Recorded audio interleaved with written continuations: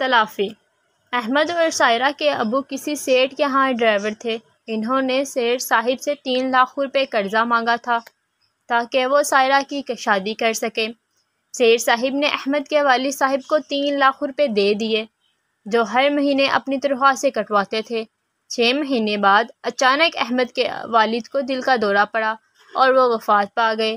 والد کے انتقال کے بعد ان کا قرضہ چکانے کے لیے اسے اپنے والد کی جگہ کام کرنا تھا۔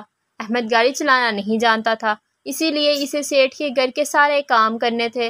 قرضے کی رقم بڑی تھی۔ احمد کو سیٹھ صاحب کے ہاں 24 گھنٹے کام کے گھر سے رہنا پڑا۔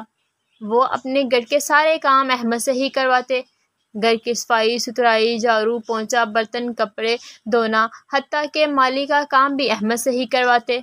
احمد کی والدہ ہفتے میں ایک آدھی بار بیٹے کی خیر خبر لینے سیٹھ کے گھر آ جاتی۔ ایک بار احمد کی والدہ احمد سے ملنے پہنچی تو دیکھا کہ احمد ان کے گھر کے غسل خانے کی صفائی کر رہا ہے۔ احمد کی ماں کی آنکھوں میں آنسو آ گئے۔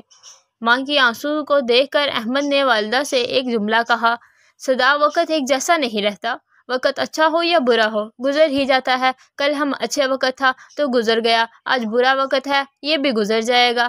وہ احمد کو دلاسا دے کر واپس گھر چلی گئی۔ احمد کی والدہ بیٹے سے ملنے جب بھی آتی تو کبھی احمد سیٹھ کے کتے کو نہلا رہا ہوتا تو کبھی ان کی گاڑی دھو رہا ہوتا، کبھی ان کے گھر کا فرش صاف کر رہا ہوتا تو کبھی ان کے گھر کی دیواریں رنگ کر رہا ہوتا۔ کیونکہ احمد کے اپنے والد کو قرضہ اتارنا تھا، اس دوران سیٹھ کی طبیعت کافی حد تک خراب ہو چکی تھی۔ شاید وہ کسی شدید بیماری میں مبتلا تھے۔ گھر والے ان کی اتنی فکر نہیں کرتے کہ جتنی احمد کرتا۔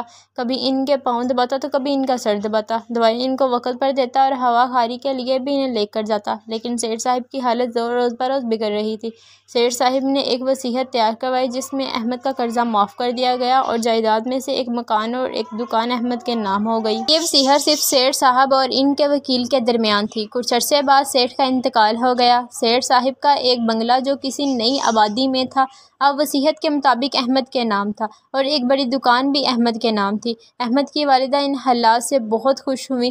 سب دکھوں کی تلافی ہو گئی تھی۔ وہ پچھلے تمام پریشانیاں بھلا کر سیٹھ صاحب کے لیے مغفرت کی دعا کرنے لگی۔